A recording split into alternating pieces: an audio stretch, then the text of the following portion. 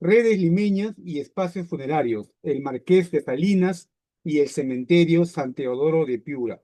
Esta presentación estará a cargo de Sergio Ricardo Salgado Calderón, que es bachiller en Historia y Gestión Cultural por la Universidad de Piura. A ver, dame un segundo, Sergio, que te pongo por aquí como coanfitrión. A ver,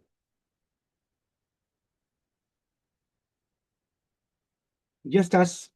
Ok, puedes compartir tu pantalla, Sergio. Mira, te sigo presentando. Como le decía, él es bachiller en Historia y Gestión Cultural por la Universidad de Piura y estudiante de la licenciatura de Artes Liberales con mención en Historia, también de la misma universidad. Hizo un intercambio estudiantil en la Universidad de Sevilla el año 2023, con lo cual pues se dedicó a la búsqueda de documentación referente a las cajas reales del norte peruano y formó parte de la Asociación Local para la Defensa del Patrimonio, la Base Natural y Cultural de Rota, que hace jornadas anuales en intercambio con la Universidad de Sevilla.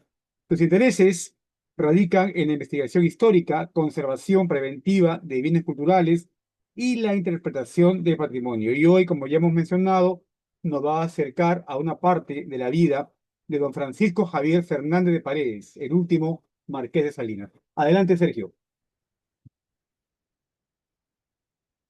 Muchas gracias, David. Se me escucha y se puede ver bien mi pantalla. Se te escucha muy bien y se ve tu diapositiva. Adelante. Estupendo. Bueno, muchas gracias por aceptar esta ponencia.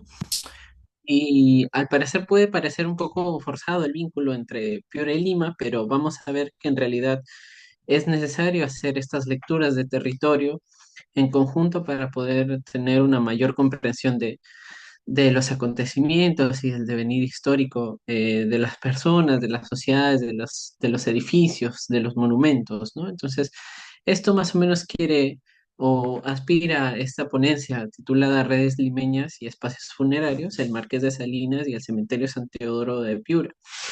En esta presentación me gustaría abordar esta presentación en tres temas, ¿no? Primero es quién era el Marqués de Salinas, luego pasaremos a hablar un poco de la reforma funeraria, ya que este personaje no solo vivió entre un cambio de época, un cambio de gobierno, sino también entre un cambio de mentalidades, que lo hace mucho más interesante. Y por último aterrizaremos en el cementerio San Teodoro como tal y a lo mejor un vínculo, un guiño que pudo haber tenido este espacio funerario con el presbítero maestro fundado 30 años antes, ¿no? Entonces, me gustaría comenzar por el primer punto y es el modo de acercarnos a este personaje. La imagen que tienen a su derecha es el cuadro del Marqués de Salinas, pintado hacia finales del Virreinato e inicios de la República por Ildefonso Yáñez. Es un cuadro que actualmente se encuentra perdido y solamente se ha podido rescatar de una exposición que se hizo en los años 2000 en la Casa Museo Grau de Piura, organizada por Isabel Ramos Seminario. Y es que el modo de acercarnos a este personaje principalmente viene de tres fuentes. La genealógica, eh, teniendo como un ejemplo el artículo publicado por Fernando Estrangeñí, Los Vázquez de Velasco, hacia 1947. También tenemos una perspectiva nobiliaria, porque fue un marqués, un noble titulado, y bueno, la obra fundamental de Rubén Vargas Ugarte, pues hace necesario y da más luces para acercarse a este personaje. Y finalmente, la prosopográfica, ¿no? Que viene dada por una historiadora que además ha sido mi maestra, la profesora Elizabeth Hernández García, que retrata la élite piurana en el tránsito entre finales del virreinato e inicios de la República, acercándose al Marqués de Salinas como una figura clave que logra traspasar este cambio de régimen sin perder la mayoría de privilegios que había heredado de sus familiares. Es decir, ha habido una continuidad pasada la República, ¿no? Entonces, Para acercarnos primero a este personaje, Francisco Javier Fernández de Paredes nace en 1783 y fue bautizado en la Iglesia del Corazón de Jesús en Lima, que pertenecía a la viceparroquia del Sagrario. Vargas Ugarte lo reconoce como el cuarto marqués de Salinas oficial.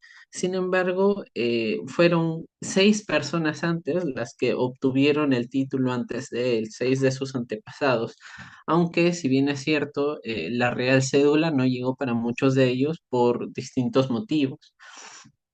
Y algo que rescata la profesora Elizabeth Hernández es que fue el único noble titulado en Piura, de origen limeño, y además tiene una particularidad, una paradoja que nos da la historia, y es que es en esta ciudad en donde inicia el marquesado y termina el marquesado.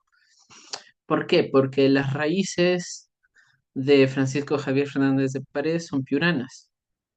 Y esto se ve en el estudio dado por Fernando de Trangení, padre, eh, ya que el primero en ostentar el título como tal fue José de Charry Javier, un peninsular nacido en Puente de la Reina, en Navarra, que se casa con Catalina Sojo y Olavarrieta, descendiente de los primeros conquistadores que vinieron con las huestes de Pizarro y se asentaron en Piura. Es decir, vemos el típico patrón de un extranjero, un peninsular, que se casa con una noble del lugar o una aristócrata del lugar para poder así entrar en la sociedad virreinal peruana, ¿no? José de Charri tiene el favor de manos de Felipe V, sin embargo muere al poco tiempo y es la hija que pues es reconocida como segunda marquesa de Salinas, Mauricia Rosa de Charri, la que hereda el título, es la hija piurana, ¿no? Digamos que es la bisabuela del marqués de Salinas. Mauricia Rosa, tras su matrimonio con Francisco Fernández de Paredes, eh, lleva el título de Piura hacia Lima y lo hereda el hijo de ambos, Manuel Fernández de Paredes, y es allí en donde el apellido Fernández de Paredes va a tener el título, ¿no? Y los Fernández de Paredes van a ser una familia muy conocida en Lima.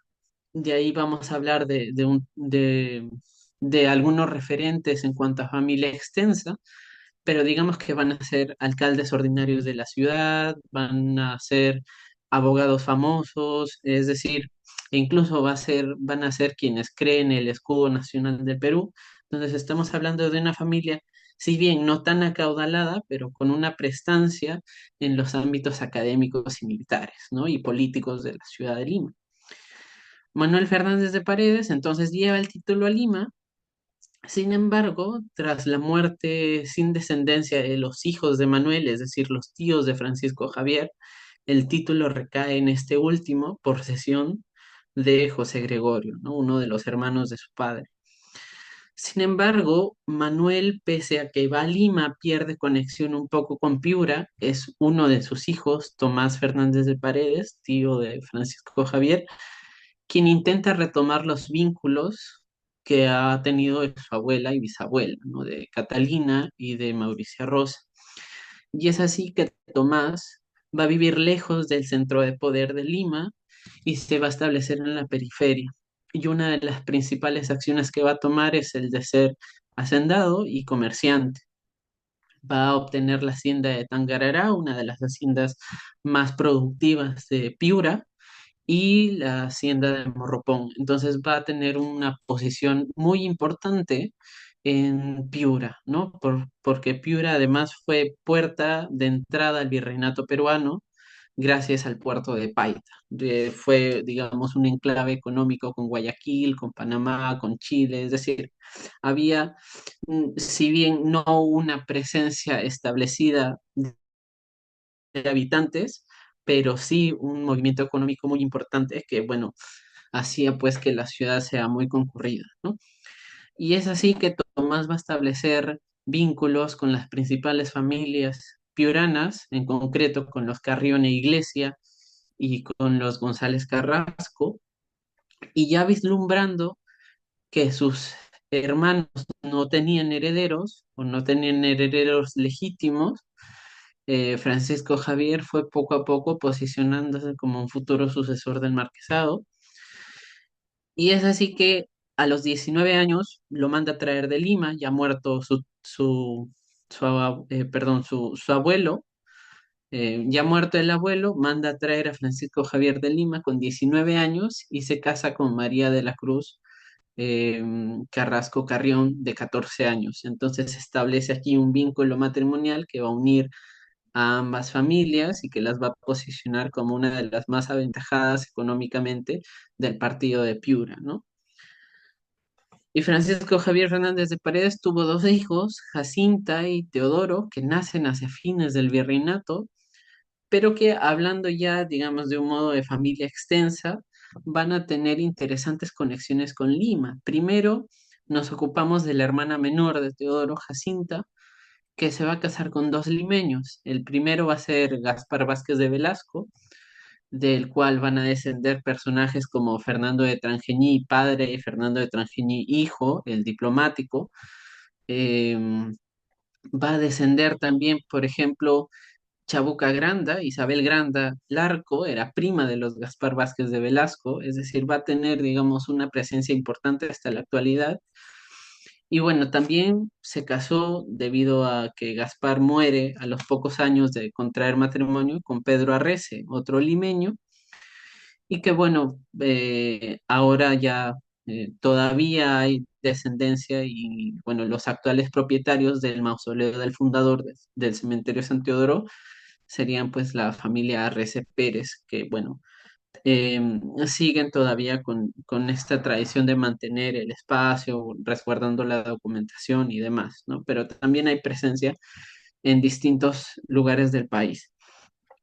Y Francisco Javier Fernández de Paredes también va a pertenecer a la misma familia que José Gregorio Fernández de Paredes, el creador del escudo nacional del Perú, que lo hizo en 1825, y es a través de este tío el que él puede acceder formalmente a la Real Cédula de Nombramiento como Marqués de Salinas, que la logra en 1820, es decir, a finales ya del periodo virreinal, y que pues bueno, durante este primer proceso de protectorado sanmartiniano va a lograr contener el título nobiliario, incluso Torre Tagle se lo reconoce como tal en 1822, pero ya la República pues tenía unas ideas inminentes y una de ellas es la abolición de títulos nobiliarios, que pese a que se hizo formalmente en la vida cotidiana de Piura, siempre se le reconoció como Marqués de Salinas o antiguo Marqués de Salinas o ex Marqués de Salinas en conjunto con su esposa.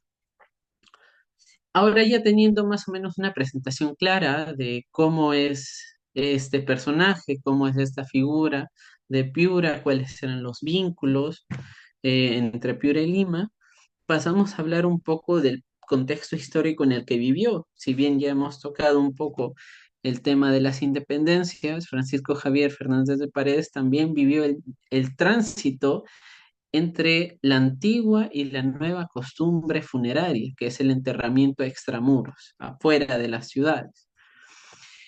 Y este proceso, ciertamente un poco revolucionario, comienza con la Real Cédula dada el 3 de abril de 1787 por Carlos III, en la que se ordena a todos los dominios americanos la construcción de cementerios extramuros, principalmente por medidas higienistas, pero todo ello en el marco de la Ilustración francesa, de las reformas borbónicas y de un paulatino fortalecimiento del poder monárquico en detrimento de la Iglesia, que era la que controlaba gran parte de la vida de los seres humanos, los bautismos, los matrimonios, los sacramentos e incluso los enterramientos que se hacían al interior de las iglesias.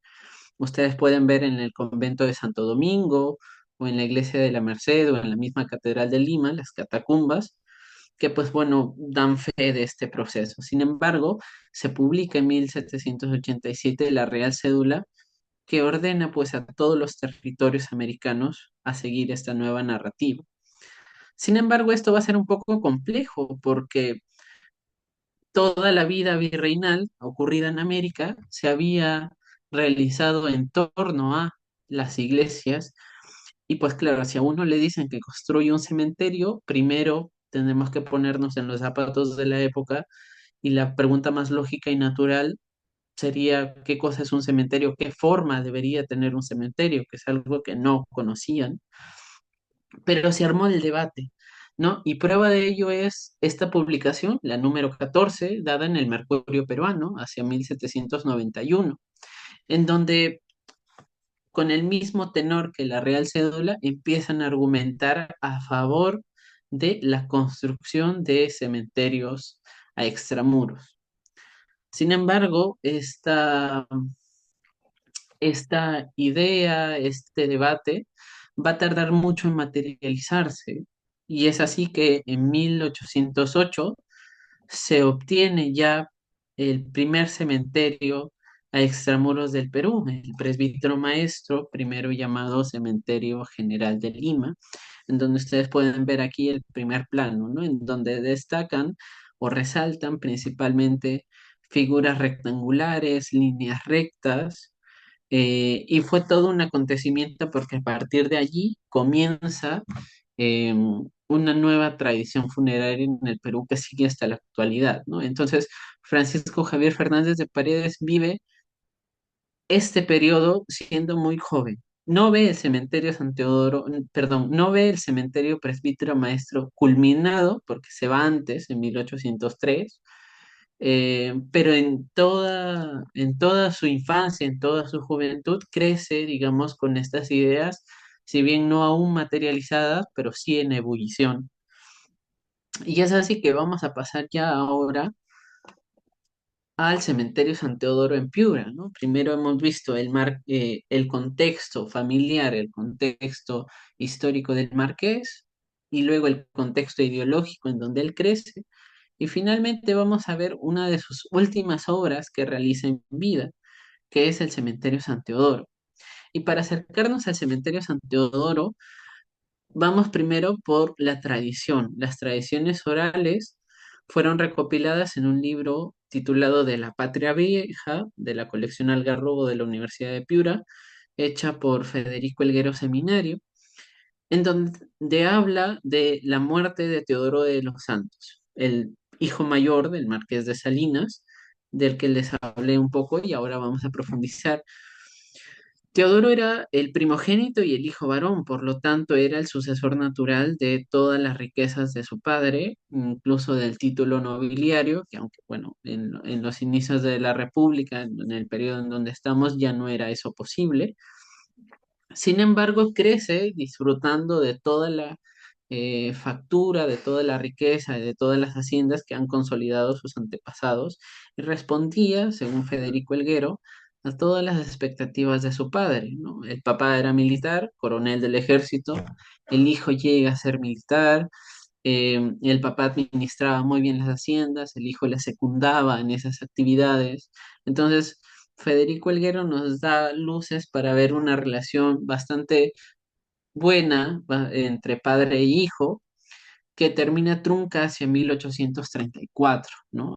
Y en un periodo también muy convulso para la sociedad peruana, porque nos estábamos adentrando en lo que serían las guerras por la Confederación Peruano-Boliviana. Entonces, todo el contexto, eh, digamos, se armó para mal del marqués, porque muere su hijo en el pueblo de Frías, y se le asocia pues a una tuberculosis, ¿no? Entonces, Federico Alguero recoge una de las tradiciones en donde menciona que el marqués, estando un día triste en su hacienda de Tangarará, luego de haber perdido a su hijo, que muere en el pueblo de Frías, uno de sus sirvientes entra y ve cómo es que el marqués va contando todas las monedas que tiene en un escritorio, y el marqués menciona pues que esas son todas las monedas que que le faltaba gastar a su hijo. Entonces, teniendo ese pequeño caudal, decide donar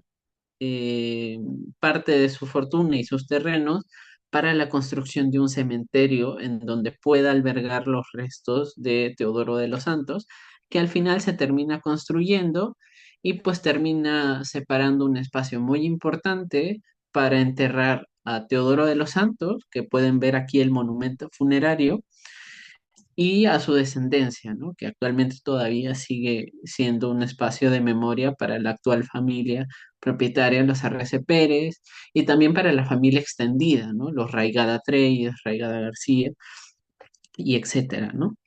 Entonces, vemos que tras la muerte de su hijo en 1834, el marqués de Salinas va a hacer las gestiones con el superior gobierno de ese entonces para poder establecer un cementerio. Y lo que ordenaba ya es que el cementerio fuese normado, fuese administrado por las sociedades de beneficencia del Perú, que empezaron en 1825. Sin embargo, este cementerio va a tener una particularidad, que va a ser un espacio de administración privada. Sin embargo, necesitaba el visto bueno y la aprobación de la Junta de Beneficencia de Piura, fundada poco antes. Y esto, el documento que ustedes tienen en la izquierda, es un borrador del reglamento del Cementerio General de Piura o el Cementerio San Teodoro, encontrado gracias a las gestiones de Yanina Correa, responsable del Archivo Arzobispal de Piura. Y bueno, allí se puede ver el toque de las campanas, los enterramientos, cuánto van a cobrar por cada uno de los servicios, un nicho temporal, un nicho perpetuo. Y otro de los documentos que ayuda también a arraigar la fecha de fundación del Cementerio San Teodoro es la oración fúnebre que dedica Fermín Seminario y Castillo o Fermín Seminario de Castillo, uno de los parientes maternos de Miguel Grau Seminario, a Teodoro de los Santos, el día de la inhumación de, de su cuerpo en el cementerio San Teodoro, el 28 de febrero del año 1838, que es el 28 de febrero la fecha oficial en donde pues entra en funcionamiento este primer cementerio extramuros de la ciudad de Piura, que bueno, posteriormente lo vemos en un plano, ¿no? Que es este de aquí. Y a eso me refería cuando les comentaba que pese a ser la puerta de entrada y salida del virreinato peruano, no hay una estructura muy fuerte de asentamiento poblacional en la ciudad, sino hasta los años 30 del siglo XX, con estas ideas de modernidad y progreso y con la Junta de Obras Públicas que hará pues Luis Antonio Eguiguren en los años 30, ¿no? Eh, y vemos en este mapa, mm, aparecido en el libro de Quirós Pasoldán, perdón, de Mariano Pasoldán, en donde vemos que Piura principalmente era una ciudad que vivía de cara al río y que el cementerio San Teodoro se ubicaba a las afueras de la ciudad, ¿no? Esta era una ciudad, eh, si comparamos con un plano de Martínez Compañón, que es casi 50 años posterior o más de 50 años posterior, vemos que las transformaciones urbanas que ha sufrido la ciudad son muy pocas en cuanto a la traza de calles, pero sí se observaba una proliferación de casuchas alrededor pues, las ciudades, ¿no? Y el cementerio se ubicaba fuera de. Con el tiempo, el cementerio San Teodoro pasó de la zona octogonal a crecer, digamos, de una manera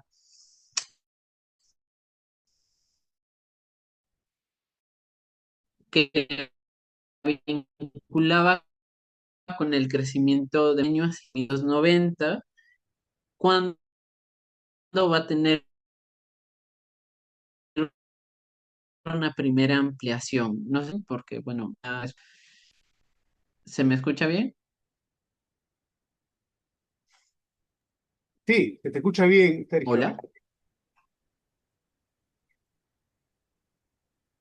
Ah, estupendo, gracias.